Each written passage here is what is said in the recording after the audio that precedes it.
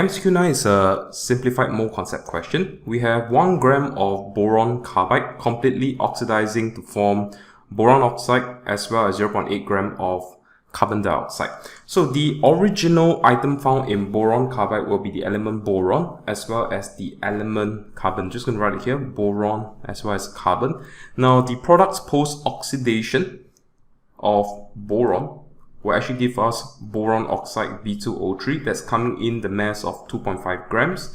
And for the case of carbon post-oxidation, it gives us the amount of 0.8 grams for carbon dioxide.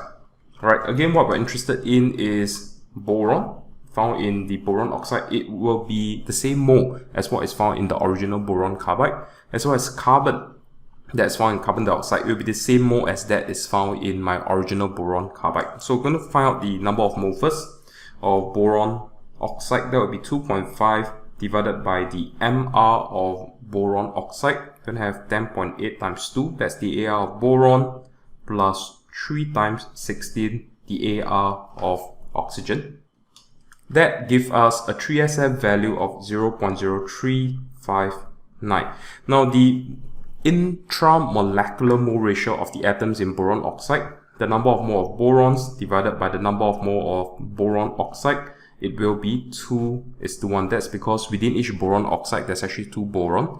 So the number of mole of boron will be equal to 0.0359 multiplied by 2. So according to 3SF again, we'll be looking at 0.0718 as the mole of boron. We're going to do the same thing again for carbon dioxide. So number of mole of carbon dioxide will be 0.8 divided by the MR of carbon dioxide of 44. That will net us the value of 0.0182. Again, this is towards 3SF. Right? The number of mole of carbon found inside carbon dioxide is exactly 1:1. So the number of mole of carbon will be equal to 0.0182.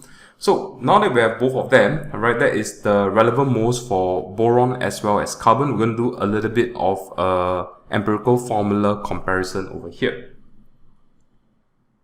So the elements that are involved here will be boron as well as carbon. We'll straight away go towards the number of mole portion. No need to go past the mass as well as the AR portion anymore.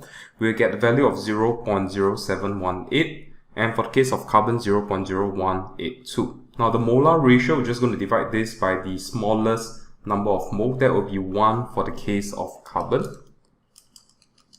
And for the case of boron, it's going to give us 3.9. And we're going to round this off towards 4.